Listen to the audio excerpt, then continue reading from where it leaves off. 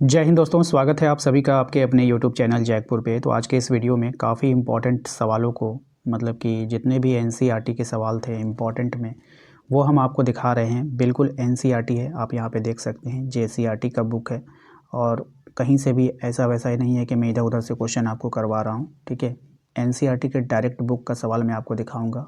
Objective तो मैं करवाऊँगा ही करवाऊँगा, जो कोई भी सब्जेक्टिव इंपॉर्टेंट होगा वो भी मैं आप लोगों को दिखा दूँगा, ताकि आप उसका स्क्रीनशॉट लेकर रख लो और अपने परीक्षा की तैयारी बेहतर ढंग से कर पाओ। ठीक है, तो चैनल पे जो लोग पहली बार आए हैं सब्सक्राइब कर लीजिएगा। इस तरह के वीडियोस आपको पूरे यूट्यूब पे खोजने से भी नहीं मिलने वाला है। ठीक है, तो चलिए स्टार्ट करते हैं।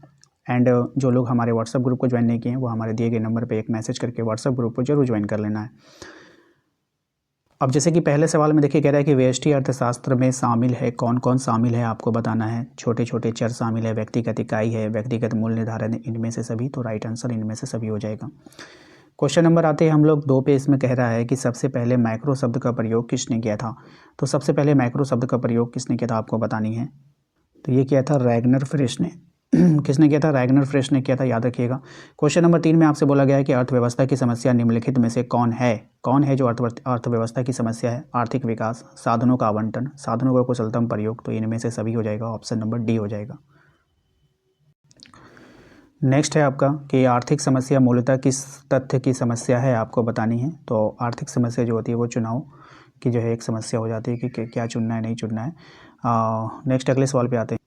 कह रहा है आपसे कि अर्थव्यवस्था को वर्गीकृत किया जाता है, किसमें वर्गीकृत करते हैं? समाजवादी के रूप में, पूंजीवादी के रूप में, मिश्रित रूप में। तो इनमें से सभी हो जाएगा, ऑप्शन नंबर डी हो जाएगा। देखो भाई, मैं झूठ नहीं बोल रहा हूँ, ये देखो JCERT यहाँ पे लिखा गया है और मैं जो भी क्वेश्चन करवा रहा हूँ आपके बुक का क्वेश्चन है। ठीक है, उस वक्र का नाम बताइए जो आर्थिक समस्या को दर्शाता है। उदासीनता वक्र होगा, उत्पादन संभावना वक्र होगा, मांग वक्र होगा, या फिर उत्पादन वक्र होगा। राइट आंसर हो जाएगा इसका उत्पादन संभावना वक्र, ऑप्शन नंबर बी हो जाएगा। क्वेश्चन नंबर आते हैं हम लोग 7 में। इसमें कहा गया है कि आर्थिक क्रिया के 2 प्रकार कौन से हैं। तो आर्थिक क्रिया के प्रकार हो जाएंगे उत्पादन, उपभोग, विनिमय। तो इनमें से सभी हो जाएगा। ठीक है, क्वेश्चन नंबर आते हैं हम लोग 8 पे। क्वेश्चन नंबर 8 में देखिए कहा गया है कि उत्पादन संभावना वक्र को निम्नलिखित में से प्रमुख विशेषताएं क्या है। तो उत्पादन संभावना वक्र की जो प्रमुख विशेषता है वो है आपका ए और बी दोनों हो जाएगा, ऑप्शन नंबर ये हो जाएगा। ठीक है, उत्पादन संभावना वक्र बाएं से दाएं नीचे की ओर गिरता है। उत्पादन संभावना वक्र मूल बिंदु की ओर नतोदर है। ठीक है, तो ए और बी दोनों हो जाएगा इसका राइट आंसर। अब आते हैं यहाँ पे कुछ सब्जेक्टिव है, वो आप देख लीजिए। अर्थव्यवस्था की केंद्रीय समस्याओं की विवेचना कीजिए, काफ़ी इंपॉर्टेंट है। आप इसका स्क्रीनशॉट ले लेंगे यहाँ पर। ये आंसर यहाँ पे कंप्लीट नहीं होता, ये आंसर यहाँ पे कंप्लीट होता है, तो आप इसको अच्छे से कर लीजिएगा। ठीक है, ये तो हो गया। दूसरा सवाल भी यहाँ पे देखिए, जो जो इंपॉर्टेंट है मैं आपको बताता जाऊँगा। अर्थव्यवस्था के उत्पादन की संभावना से आपका क्या अभिप्राय, ये भी आप कर लेना। सीमांत उत्पादन की क्या संभावना, ये भी इंपॉर्टेंट है। क्वेश्चन नंबर 3 ये भी आप लोगों को कर लेना है।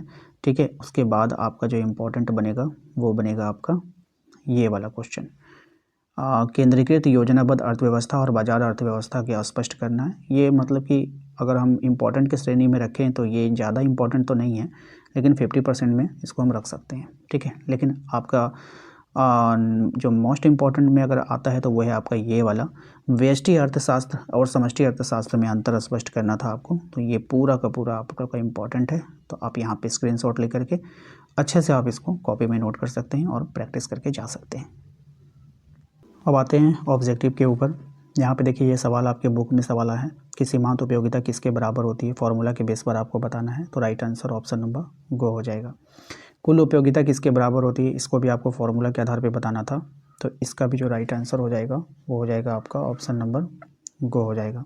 ठीक है, MU के बराबर। क्वेश्चन नंबर 3 है कि जब कुल उपयोगिता अधिकतम होती है तब सीमांत उपयोगिता क्या होगा। जब कुल उपयोगिता अधिकतम होगी तो सीमांत उपयोगिता जो है वो शून्य होता है। ठीक है, क्वेश्चन नंबर 4 है आपका कि जब कुल उपयोगिता घटने लगती है तो सीमांत उपयोगिता का क्या होता है। तो ये होता है आपका नकारात्मक हो जाती है, ऑप्शन नंबर ख हो जाएगा। ठीक है, क्वेश्चन नंबर 5 में आपका कहा गया है कि यदि वस्तु x सीमांत उपयोगिता बढ़ रही है तो इसका अर्थ क्या है। ठीक है, तो इसका अर्थ है आपका कि वस्तु x ह्रासमान सीमांत उपयोगिता के नियम लागू नहीं होता है। ठीक है, ऑप्शन नंबर क हो जाएगा। वस्तु x पर ह्रासमान सीमांत उपयोगिता का नियम लागू नहीं होता है। क्वेश्चन नंबर 6 पे आ जाइए। क्वेश्चन नंबर 6 एक न्यूमेरिकल टाइप का सवाल है कि इसको देख लीजिएगा, आप लोग कर लीजिएगा इसको। ठीक है, इसका ऑप्शन हमेशा माइनस में आएगा। ठीक है, ध्यान रखिएगा। उसके बाद ये भी आप लोगों को कर लेना, थोड़ा लॉन्ग क्वेश्चन में, ये उतना इंपॉर्टेंट नहीं है, लेकिन दो वस्तुओं की स्थिति में उपभोक्ता संतुलन में होता है। ये आपका फॉर्मूला बेस्ड सवाल एग्जाम में बनता है, तो इसको ध्यान में रखना है। तो इसका जो राइट आंसर क्या हो जाएगा, ठीक है, इसका हो जाएगा आपका गो नंबर, ऑप्शन नंबर गो हो जाएगा। ठीक है, इसको ध्यान में रखिएगा। क्वेश्चन नंबर 9 भी देखिए फार्मूला बेस्ड सवाल है। फार्मूला बेस्ड सवाल एग्जाम में बनेगा ही बनेगा, आप लोग इसको ध्यान में रखिएगा, इसको इग्नोर बिल्कुल भी नहीं कीजिएगा। ये हो जाएगा वस्तु एक्स का उपभोग बढ़ाना है। ठीक है, आइए क्वेश्चन नंबर आते हैं 10 में। ये भी आपका जो है फार्मूला बेस्ड है, इसको भी आप लोगों को देखकर जाना है। इसका राइट आंसर हो जाएगा ऑप्शन नंबर गो। ठीक है, चलिए क्वेश्चन नंबर 11 है कि अनाधिमान वक्र मूल बिंदु की ओर उन्नतोदर होगा जब क्या होगा, जब सीमांत प्रतिस्थापन दर घट रही है। जब सीमांत प्रतिस्थापन दर क्या हो रहा है, घट रहा है। अनाधिमान वक्र नीचे की ओर ढलान वाला होता है क्योंकि अनाधिकार ढलान वाला होता है क्योंकि उपभोक्ता का एक दिष्ट अधिमान मान्यता है। ठीक है, अगले सवाल पे आते हैं। तटस्थता का वक्र ढलान डैश के बराबर होता है, तो ये किसके बराबर होता है ये आपको बताना है। तो ये हो जाएगा -NRSY। ठीक है, तो इसको, ये भी फार्मूला बेस्ड सवाल है। फार्मूला बेस्ड जितने भी सवाल है सब आपको कंठस्थ करके रखना है। बजट रेखा का समीकरण मोस्ट इंपॉर्टेंट है, ये एग्जाम में बन सकता है, तो ये आप ध्यान में रखिएगा, ऑप्शन नंबर ख हो जाएगा। उसके बाद बजट रेखा का ढाल बढ़ जाएगा यदि, ये भी अच्छा सवाल है, बढ़ जाएगा यदि वस्तु x की कीमत बढ़ जाए। ठीक है, वस्तु x की कीमत क्या हो जाए, बढ़ जाए। फिर एक फार्मूला बेस्ड सवाल है कि बजट रेखा का ढाल डैश के बराबर होता है, तो ये किसके बराबर होगा, ये -PN/PY के बराबर होगा। तो ठीक है, ये सब फार्मूला बेस्ड सवाल जितने हैं सब आपको ध्यान में रखना है। आय बढ़ने पर बजट रेखा क्या होगा, तो आय के बढ़ने पर जो बजट रेखा होता है वो क्या होगा आपको बताना है, दाईं ओर खिसक जाएगी। ये सवाल बार बार पूछा जाता है एग्ज़ाम में। ठीक है, इसके बाद कुछ ये मैपिंग वाला सवाल है। ठीक है, तो ये इतना इम्पोर्टेंट नहीं है क्योंकि वहाँ पे मैपिंग अगर नहीं आए तो दिक्कत हो जाएगा आपको, इसको छोड़ दीजिए आप। यहाँ से फिर आपको करना है क्योंकि एक फिगर दे करके बहुत सारा सवाल जो है आपको वहाँ से पूछा गया है, तो ये सब उसी पे डिपेंड है। यहाँ से फिर आ जाइए क्वेश्चन नंबर 32 से। मांग वक्र में संकुचन कब होता है। ठीक है, तो मांग वक्र में संकुचन कब होगा ये आपको बताना है, तो ये होगा कीमत के बढ़ने पर। ठीक है, नेक्स्ट है वे वस्तुएं जिनका आय प्रभाव ऋणात्मक होता है डैश कहलाती है। क्या कहलाती है ये आपको बताना है, तो वो कहलाएगी आपका निम्न कोटि वस्तु। ठीक है, वस्तुओं का मांग वक्र धनात्मक ढलान वाला होता है कब होगा ये आपको बताना है, गिफिन वस्तुओं पर। ठीक है, उसके बाद देखिए यहाँ पे सवाल है आपका कि वस्तु x की कीमत बढ़ने पर यदि वस्तु y की मांग कम हो जाए तो x और y कैसी वस्तुएं हैं। तो ये जो x और y वस्तु है वो कैसी वस्तु है आपको बताना है, तो ये पूरक वस्तु है। ठीक है, आय बढ़ने पर मांग वक्र क्या होगा, तो आय के बढ़ने पर जो मांग वक्र होता है वो हो जाएगा, सामान्य वस्तु की स्थिति में दाईं ओर खिसकता है तथा निम्न कोटि वस्तु की स्थिति में बाईं ओर खिसकता है। ठीक है, ऑप्शन नंबर ग हो जाएगा। मांग वक्र में खिसकाव का कारण क्या है, तो मांग वक्र में जो खिसकाव है उसका कारण आपको बताना है, तो इसका कारण हो जाएगा आपका कीमत के अतिरिक्त किसी अन्य कारक में परिवर्तन। प्रचार करने से वस्तु की मांग वक्र में क्या होगा, तो प्रचार करने से वस्तु के मांग वक्र में दाईं ओर खिसकेगा। ठीक है, कीमत में परिवर्तन से क्रय शक्ति में होने वाले परिवर्तन को क्या कहा जाता है, तो ये हो जाएगा आपका ऑप्शन नंबर ग, आय प्रभाव। प्रतिष्ठात्मक वस्तु की कीमत बढ़ गई, इसकी मांग पर क्या प्रभाव पड़ेगा, तो इसकी मांग पर जो प्रभाव पड़ेगा वो हो जाएगा आपका मांग विस्तृत होगी। मांग क्या हो जाएगी, विस्तृत होगी। अब यहाँ पे कुछ इंपॉर्टेंट सब्जेक्टिव है, उसको आप लोग नोट कर लेना। जैसे कि यहाँ पे कह रहा है कि बजट रेखा क्या है, वह नीचे की ओर ढलवा क्यों होती है, ये भी अच्छा है। बजट रेखा एक सीधी रेखा में क्यों होता है, ये भी अच्छा सवाल है, ध्यान से रखिएगा। ठीक है, ये दोनों इंपॉर्टेंट था यहाँ पर। इसके बाद यहाँ पर आप इसका स्क्रीनशॉट लेकर रख लेंगे कि बजट रेखा पर निम्नलिखित को दर्शाना था, क, ख और ग को। ठीक है, तो ये बजट रेखा था, इनको दर्शाना था, ये भी आप यहाँ पे प्रैक्टिस कर लेंगे। ठीक है, तो इसका स्क्रीनशॉट जरूर ले लीजिए। नेक्स्ट सवाल है आपका कि वस्तु के मांग को प्रभावित करने वाले किन्हीं 3 कारकों की व्याख्या करना था। ठीक है, सवाल कैसे कैसे आपको पूछ सकता है, यहाँ पर देखिए अथवा अथवा अथवा अथवा करके यहाँ पर बहुत सारे सवाल दिए गए हैं, एक ही सवाल को घुमा घुमा कर पूछा गया है। ठीक है, लेकिन आंसर सबका यहाँ पर सेम होगा। ठीक है, तो यहाँ पर आप देखेंगे, चलिए तो यहाँ पे उत्तर मांग को प्रभावित करने वाले कारण निम्नलिखित हैं। तो यहाँ पे आप देख सकते हैं, यहाँ पे कारण दिया गया, आप इसका स्क्रीनशॉट लेकर के पढ़ लीजिएगा। ठीक है, मैंने सभी को यहाँ पे आपके स्क्रीन पर शो कर दिया है। ठीक है, क्वेश्चन नंबर 18 को देखिए, एक घटिया वस्तु एक सामान्य वस्तु के अंतर बताइए। क्या एक वस्तु को उपभोक्ता के लिए घटिया है, सभी उपभोक्ताओं के लिए घटिया होती है, समझाइए। ये भी अच्छा सवाल है, कम से कम इसको रिवीजन करके जाइएगा। निम्न कोटि वस्तु यानी घटिया वस्तु और सामान्य वस्तु, इसका आंसर यहाँ पर दिया गया है, इसको आप लोग अच्छे से कर लेना। ठीक है, उदाहरण के द्वारा भी यहाँ पे समझाया गया है। ठीक है, क्वेश्चन नंबर 19 को ध्यान से देखिए, कह रहा है घटिया वस्तु का अर्थ बताइए और इसके उदाहरण सहित समझाइए आपको। ये भी अच्छा सवाल है। क्वेश्चन नंबर 20 भी इंपॉर्टेंट है, मांग का नियम क्या है, एक मांग अनुसूची तथा मांग वक्र की सहायता से समझाना है आपको। ठीक है, तो ये आप देख लीजिएगा इसका आंसर, एंड यहाँ पर इस सारा कुछ यहाँ पर तालिका बनाकर आपको समझाया गया है और यहाँ पे ग्राफ भी बनाया गया है। ठीक है, ये सब कुछ यहाँ से आपको नोट करना है। क्वेश्चन नंबर देखिए 27 काफ़ी इंपॉर्टेंट है, मांग की कीमत लोच कितने प्रकार की होती है, किसी वस्तु की मांग को पूर्णतः बेरोजगार कब कहा जाता है। तो ये दोनों सवाल आपके एग्जाम में बन सकते हैं। ठीक है, यहाँ पे इसका आंसर आपको लिखा गया है, नोट कर लीजिएगा। ठीक है, यहाँ पे देखिए पूरा आंसर है ग्राफ के साथ, और ये आपका ये सब उसी आंसर का पार्ट है। ठीक है, सबको आप स्क्रीनशॉट लेते जाइए, आराम से इसका प्रैक्टिस कर लीजिएगा। ठीक है, अब आप बोलोगे भैया इतना बड़ा बड़ा आंसर है, तो क्या करोगे भाई, इकोनॉमिक में बड़ा होता ही है। ठीक है, जो चीज़ आप लोगों को 1 साल पहले पढ़ना चाहिए, अब 5 दिन पहले पढ़ोगे, 2 दिन पहले पढ़ोगे, तो कैसे होगा। ठीक है, मेरा काम है इंपॉर्टेंट सवालों को आपको दिखा देना। ठीक है, बाकी आपकी मर्ज़ी। मांग की कीमत लोच निम्नलिखित में से कैसे प्रभावित होती है, आपको बताना है। ठीक है, तो ये भी सवाल इंपॉर्टेंट है, देख लीजिए, सारा का आंसर आप लोग के सामने है, आप यहाँ से इसको नोट कर सकते हैं भाई। ठीक है, अब आइए कुछ इंपॉर्टेंट ऑब्जेक्टिव क्वेश्चन आंसर को देखेंगे। उत्पादन फलन का अर्थ आपको बताना है कि क्या होगा। तो ये हो जाएगा आपका आगत तथा निर्गत मध्य भौतिक एवं तकनीकी संबंध होता है इसमें, ऑप्शन नंबर 4 हो जाएगा। अल्पकालीन उत्पादन फलन का अर्थ आपको बताना है, तो इसका हो जाएगा कम से कम एक कारक स्थिर पूर्ति हो। ठीक है, जब टीपी गिरती है तो एमपी क्या होगा, जब टीपी गिरती है तो एमपी ऋणात्मक होगा, जब टीपी अधिक होगा तो एमपी क्या होगा, तो ये आपका 0 हो जाएगा। ठीक है, ऑप्शन नंबर 3 हो जाएगा। क्वेश्चन नंबर 5 पे आते हैं, कह रहा है कि जब टीपी अपने मोड़ वाले बिंदु पर होता है तो क्या होगा, तो ये आपका अधिकतम होगा। यहाँ पे फॉर्मूला बेस्ड सवाल है, इसको ध्यान से देख लीजिएगा। ठीक है, तो एपी यहाँ पर क्या होगा इसके बिना पर, तो यहाँ पर एपी जो हो जाएगा वो हो जाएगा आपका अधिकतम हो जाएगा। ठीक है, तो ध्यान रखिएगा। परिवर्तनशील अनुपात का नियम लागू होता है जब जब जब जब जब जब तकनीकी स्तर समान हो, परिवर्तनशील कारक सभी इकाइयों के समरूप हो, कम से कम एक कारक समरूप हो, तो उपयुक्त में से सभी हो जाएगा। परिवर्तनशील अनुपातों के नियम की दूसरी अवस्था क्या कहलाती है, तो ये कहलाती है ह्रासमान प्रतिफल, ऑप्शन नंबर ए हो जाएगा। ठीक है, अब आइए यहाँ पर भी देखिए कुछ इंपॉर्टेंट सवाल है, इसको आप लोगों को देख के जाना है। ठीक है, एग्जाम में भौतिक आदाओं और भौतिक प्रदा के बीच संबंध को क्या कहते हैं, तो उत्पादन फलन कहते हैं। ठीक है, ऑप्शन सी है, देख लीजिएगा। नेक्स्ट है आपका यहाँ पे अल्पकाल में उत्पादन फलन का कौन सा नियम लागू होता है, तो ये जो नियम लागू होता है परिवर्तनशील अनुपात का नियम लागू होता है, ऑप्शन ए है इसका आंसर। नेक्स्ट देखिए क्वेश्चन नंबर 3 में कह रहा है कि उत्पादन की प्रथम अवस्था क्या है, तो कुल उत्पादन में बढ़ती हुई दरों में वृद्धि, असीमांत उत्पादन में घटता है, तो ए इसका हो जाएगा राइट आंसर, ऑप्शन नंबर सिर्फ ए होगा, कुल उत्पादन में बढ़ती हुई वृद्धि। ठीक है, ध्यान रखिएगा।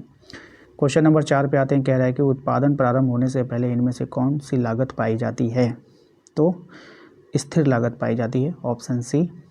नेक्स्ट है आपका क्वेश्चन नंबर 5, निम्न में से कौन सा स्थिर लागत उदाहरण नहीं है, कौन स्थिर लागत का उदाहरण नहीं है, तो अस्थायी श्रमिक मजदूरी वेतन, ये क्वेश्चन एग्जाम में आता है, ध्यान रखिएगा। क्वेश्चन नंबर 6 है आपका पैमाने के बढ़ते प्रतिफल की दशा में उत्पादन में परिवर्तन तब होता है जब सभी साधनों में परिवर्तन अनुपातिक हो। ठीक है, क्वेश्चन नंबर 7 है स्थिर लागत को क्या कहते हैं, तो स्थिर लागत को कहते हैं अल्पकालीन लागत, क्या कहा जाता है, अल्पकालीन लागत कहा जाता है। नेक्स्ट है क्वेश्चन नंबर 8 में कह रहा है कि एक फर्म अपने स्थिर साधनों को किस अवधि में नहीं बदलती है, तो अल्पकाल में नहीं बदलती है, ध्यान रखिएगा। कुल उत्पादन कैसे निकाला जाता है ये आपको बताना है, तो ये ऑप्शन नंबर 20 का राइट आंसर हो जाएगा। क्वेश्चन नंबर 10 है उत्पादन फलन को कौन व्यक्त करता है, तो उत्पादन फलन को व्यक्त करेगा आपका ऑप्शन नंबर सी इस फॉर्मूला से। ठीक है, ध्यान रखिएगा। क्वेश्चन नंबर 11 है आपका, निम्न में से कौन सा स्थिर लागत का उदाहरण नहीं है, तो अस्थायी आकस्मिक श्रमिकों की लागत, ठीक है। Option number C. उत्पादन प्रारंभ होने के पहले निम्न में से कौन सी लागत पाई जाती है? तो स्थिर लागत पाई जाती है, ध्यान रखिएगा। नेक्स्ट है आपका न्यूमेरिकल बेस्ड सवाल है, इसको आप लोग को प्रैक्टिस करके जाना है, देख लीजिएगा, ठीक है। उसके बाद है स्थिर साधनों का प्रयोग में परिवर्तन नहीं किया जाता है, तो अल्पकाल में नहीं किया जाता है, ठीक है, ध्यान रखिएगा। प्रमुख लागत का दूसरा नाम क्या है? तो परिवर्तनशील लागत हो जाएगा, ऑप्शन नंबर ए हो जाएगा। नेक्स्ट है आपका परिवर्तनशील लागत का दूसरा नाम निम्नलिखित में से कौन सा है? तो ये आपका प्रमुख लागत है, ठीक है। उत्पत्ति के नियम का आधुनिक रूप क्या है? तो आप लोगों को पता है, परिवर्तनशील अनुपात का नियम। उत्पत्ति वृद्धि नियम लागू होने का कारण है, तो यहाँ पे हो जाएगा उपयुक्त में से सभी, साधनों में विविधता, सर्वोत्तम संयोग, सर्व में विभाजन, ठीक है। औसत आगम को क्या कहते हैं? तो औसत आगम को कहा जाता है कीमत, क्या बोलते हैं? कीमत बोलते हैं।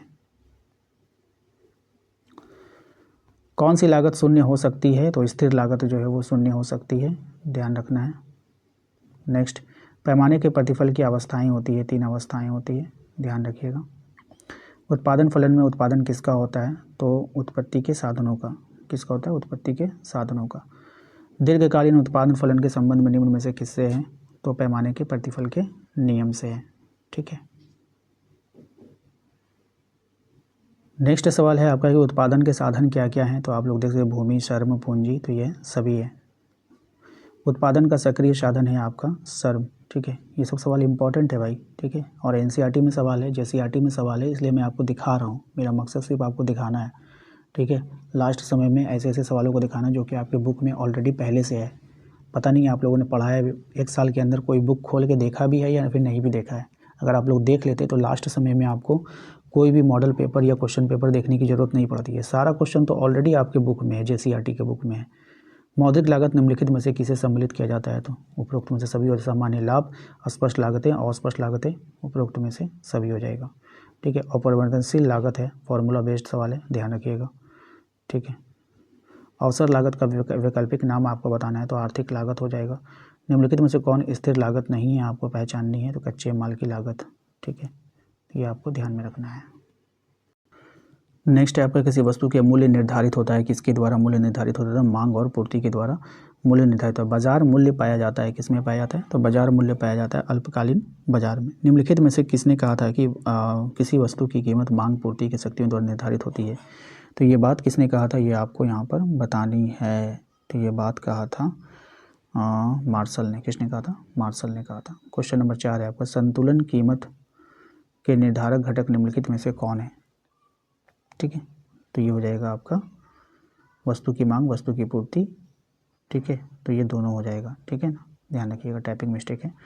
कीमत उस बिंदु पर निर्धारित होती है जहाँ, कीमत उस बिंदु पर निर्धारित होती है जहाँ वस्तु की मांग और पूर्ति बराबर हो, ठीक है।